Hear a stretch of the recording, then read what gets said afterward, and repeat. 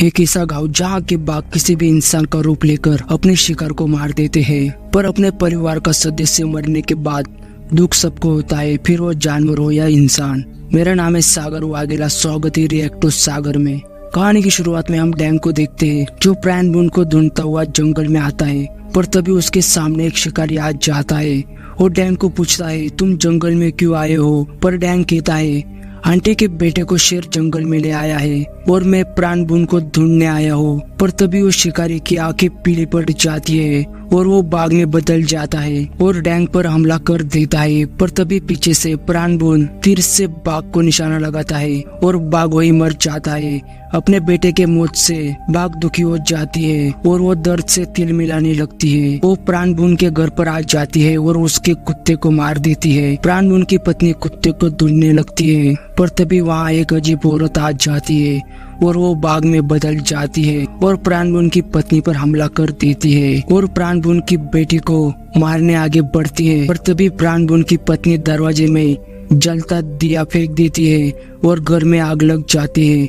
आग के कारण बाघ आगे नहीं बढ़ पाती तो प्राणबून की पत्नी को मार ही देती है। जब प्राणबून जंगल से घर आकर देखता है, घर आग की लपटों में समा रहा था। उसकी पत्नी मरी हुई थी और घर के अंदर से बेटी की आवाजें आ रही थी। प्राणबून जैसे तैसे बेटी को बचा लेता है, पर अभी भी दुखी बाघिन बच्चे की मौत से दुखी थी और दूसरी तरफ प्राणबून अपनी पत्नी की मौत से दुखी था। दोनों ने अपना परिवार खोया था और दोनों एक दूसरे को खत्म करने का तय करते हैं और प्राणबून उस बाघ से बदला लेने जंगल में आ जाता है तो उसे अपने पीछे एक मोंग दिखता है।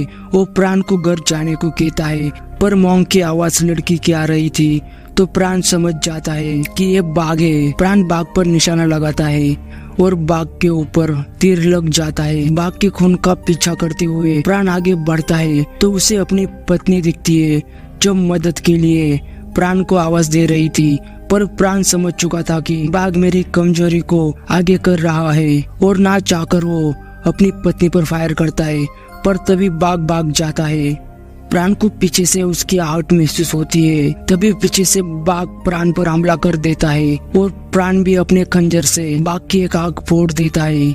इस मंजर के बाद दोनों जख्मी हो जाते हैं, पर प्राण अभी भी उसे जान से मारना चाहता था। कुछ दिन बीतते हैं, सैंग अपने भाइयों को एक पत्र भेजता है जो चाइना में थे और उन्हें यहाँ बुलाता है। उनका मानना था कि एक माँ की 5 बेटे ही उस स्मिंग का शिकार कर सकते हैं। दूसरी ओर स्मिंग जख्मी हो चुकी थी तो वो इंसानी रूप लेकर दूसरे इंसानों से अपने शरीर से तीर निकाल लेती है और बाद में उन्हीं लोगों को मार देती है और ऐसे ही अपने बच्चे के मौत के बाद गांव के लोगों का रूप लेकर उन्हें मारने लगती है। धीरे धीरे गांव के लोग कम होते जा रहे थे। तभी गांव के मुखिया डैंग को शहर जाने को बोलते हैं और शहर से मदद लाने को कहते हैं। डैंग शहर के लिए निकलता है और उसी स्टेशन में एक नया रेंजर ड्यूटी ज्वाइन करता है और उसे साथ ही फोटोग्राफी का शौक था। उसी स्टेशन पर डैंग भी आया था। डैंग सीनियर को बताता है कि हमारे गाँव में स्मिंग है जो किसी भी इंसान का रूप ले सकता है और उसने हमारे गांव के लोगों को बुरी तरह मारना शुरू कर दिया है। तो स्टेशन के सीनियर रेंजर को डैंग के गांव जाकर वहां क्या चल रहा है पता करने को बोलते हैं। डैंग रेंजर की गांव की ओर निकलता है।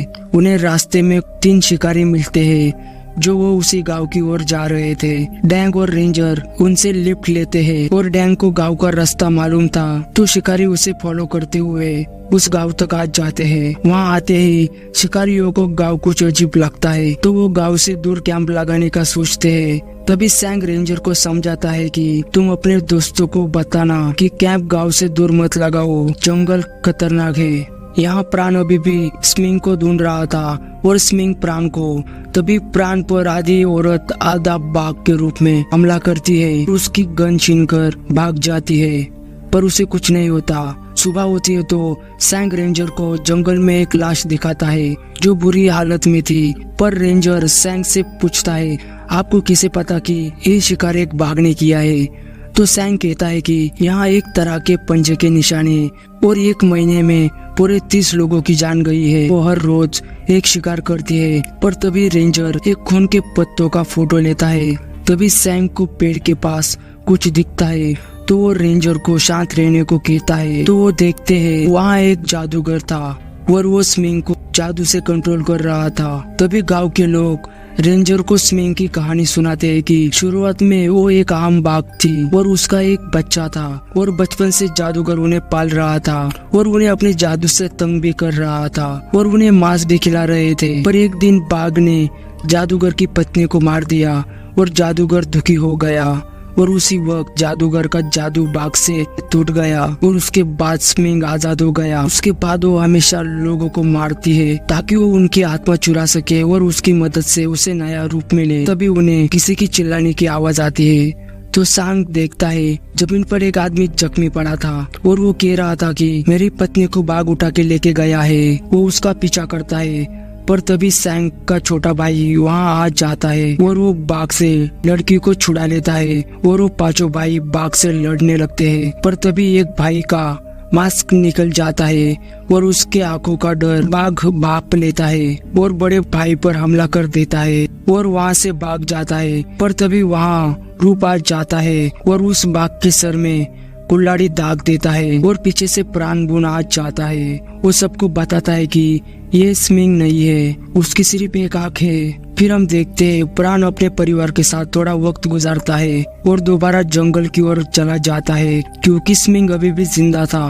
पर तभी रेंजर प्राण बुन की बेटी को पूछता है कि तुम्हारे पापा खाली मियान क्यों लेकर घूमते हैं? तो लम दुआन कहती है स्मिंग के साथ लड़ाई में पापा ने खंजर कहीं खो दिया था। जंगल में आते ही प्राण को जादूगर दिखता है, वो उसका पीछा करता है पर तभी जादूगर एक पेड़ के पीछे चला जाता है। जब प्राण उस पेड़ के पास जाकर देखता है तो वहाँ कोई भी नहीं था पर वहाँ बाघ के पैरों के निशान थे। फिर हम देखते हैं चाचा को जो जंगल से सफर कर रहा था पर तभी उसे बाघ की आवाजें सुनाई देती है तो सामने उसे एक घर दिखता है। वो डरता हुआ घर में आ जाता है। घर में एक लड़की भी थी। चाचा घर के सारी खिड़की दरवाजे बंद कर देता है और लड़की को अपने साथ ही रुकने को कहता है क्योंकि बाहर बाघ था। पर तभी वो लड़की स्मिंग में बदल जाती है और चाचा को भी मार देती है। यहाँ रूप अपने कुत्ते के साथ खाना खा रहा था क्योंकि वो स्मिंग का शिकार करने इस गांव में आया था और वो अपने कुत्ते से बहुत प्यार करता है। यहाँ सैंग का भाई भी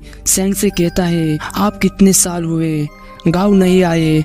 तो सैंग कहता है जल्दी स्मिंग को मारकर हम सब एक साथ पांचों भाई घर लौटेंगे। फिर हम उसी गांव के दो गर्लफ्रेंड बॉयफ्रेंड को देखते हैं जो हमेशा चुपके से मिलते हैं पर इस बार कुछ अजीब होता है। उसका बॉयफ्रेंड स्मिंग में बदल जाता है और लड़की को मार देता है। फिर स्मिंग प्राण की बेटी लम दुआन को मारने आती है पर उसके साथ बहुत लोग थे तो वो छुपकर उनकी जाने की राह देखती है। पर तभी रूप का कुत्ता स्मिंग को देख लेता है और स्मिंग उसे भी मार देती है। सुबह होती है तो डैंग अब शिकारियों के साथ अच्छा घुल मिल गया था क्योंकि जॉन डैंग का बहुत अच्छा ख्याल रखता था और वो डैंग को आज की रात हमारे साथ शिकार पर चलने को कहता है।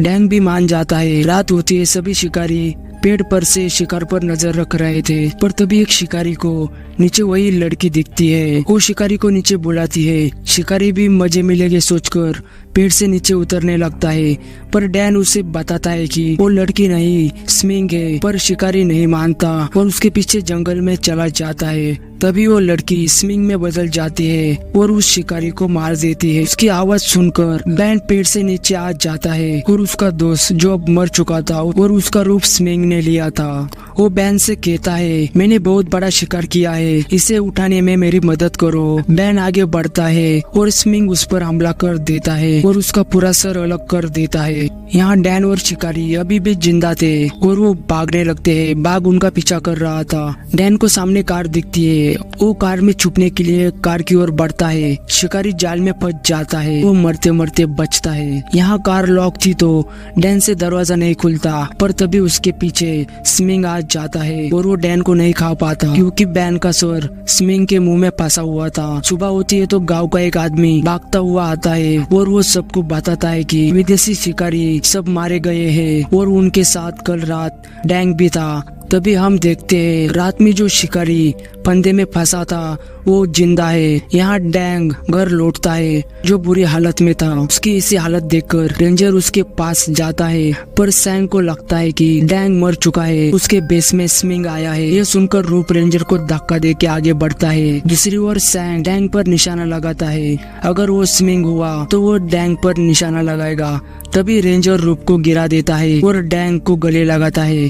तो इस बार सच में डैन था और वो बहुत डरा हुआ था। पर तभी वहाँ जादूगर आ जाता है और वो सबको बताता है कि वो मैं नहीं हूँ, शिकारी खुद शिकार बन रहा है। और वो पेड़ के पीछे चला जाता है। पर तभी वहाँ स्मिंग दिखता है। यह देखकर रूप उसे मारने भागता है, पर वहाँ रूप के सामने एक लड़की आ जाती है तो रूप उस पर हमला कर देता है, पर वो भाग जाता है। यहाँ 5 भाई भी उसका पीछा करते हैं। तभी एक गाँव का आदमी जो बारूद बनाता था वो रेंजर को एक गन देता है और उसे बताता है कि ये सिर्फ एक बार फायर होगी और ये कमाल की है, अपने सेफ्टी के लिए इसे अपने पास रखो। और रेंजर अपना कैमरा उसे संभालने के लिए देता है। और रूप को रास्ते में वही शिकारी दिखता है जो लास्ट नाइट मरते मरते बचा था। तो रूप स्मिंग समझकर उसे मारने लगता है, पर तभी वहाँ रूप के सामने असली स्मिंग आ जाता है। दोनों एक दूसरे के सामने आते हैं और रूप स्मिंग को मारने वाला होता है तो उसके सामने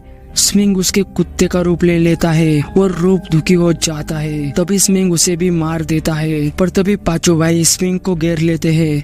तभी मरे हुए चाचा की शक्ल में स्मिंग आकर बड़े भाई पर हमला कर देता है और भाग जाता है। इससे बड़ा भाई बहुत जख्मी हो जाता है तो उसका पीछा लमदुआन और रेंजर करते हैं। यहाँ प्राण काफी दिनों से जंगल में था तो उसे अजीब अजीब ख्याल आने लगते हैं और वो उन सपनों से परेशान हो जाता है। यहाँ बाघ का पीछा करते हुए रेंजर को एक खंजर दिखता है तो लमदुआन पहचान जाती है कि ये उसी के पिता का है जो उनसे खो गया था। तभी रेंजर उसे बाहर निकलता है तो वहाँ हाथ भी बाहर आ जाता है, मतलब लमदुआन मर चुका था। अब यहाँ हम समझ पाते हैं कि कहानी की शुरुआत में ही प्राण मारा गया था जब स्मिंग और उसकी लड़ाई हुई थी और अब तक स्मिंग उसके रूप में था और उसने लमदुआन को हमेशा मारने की कोशिश की, पर हमेशा उसके साथ कोई न कोई रहता था। प्राण को भी स्मिंग ने नहीं खाया था, वो तो अपने जख्मों के कारण मारा गया था, इसलिए उसका शरीर स्मिंग काबू नहीं कर पाया। पर अब वो उस पर पूरा हावी होने लगा था। तभी लमदुआन के सामने प्राण आ जाता है और वो अपने आप को देखकर तो वो अपनी बेटी को उससे दूर भागने को कहता है और स्मिंग प्राण का रूप खत्म कर देता है। तभी लमदुआन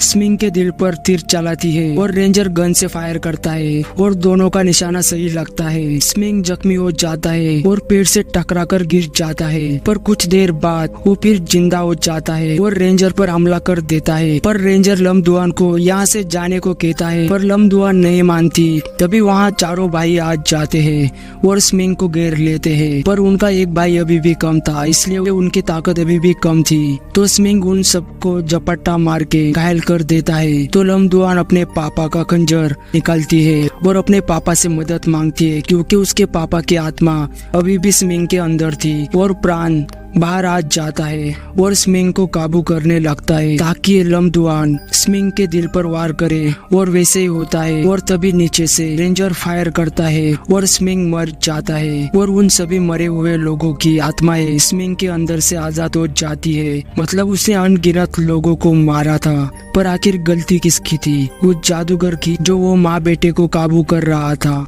या गलती प्राण की थी जिसने एक माँ से अपना बेटा दूर किया, या उस घायल माँ की जिसने अपने बच्चे के लिए पूरे गांव को तबाह कर दिया। और 5 भाइयों में से 4 भाई बचते हैं और वो फिर दोबारा चाइना के लिए निकलते हैं। यहाँ रेंजर उसी गांव में था और उसे गांव अब पसंद आने लगा था। उसका मानना था कि गांव में अब भी बहुत कुछ ऐसा है जो अब तक उसने देखा नहीं है और वो वही रुकने का तय करता है। इसी के साथ मूवी एक्सप्लेनेशन यही खत्म होती है। वीडियो अच्छी लगी हो तो लाइक करें, चैनल पर अगर आप नए हो तो चैनल को सब्सक्राइब करें क्योंकि इस चैनल पर आपको इसी मजेदार वीडियो मिलती रहेगी। तो मिलता हूँ आपको एक नई वीडियो में, तब तक के लिए गुड बाय।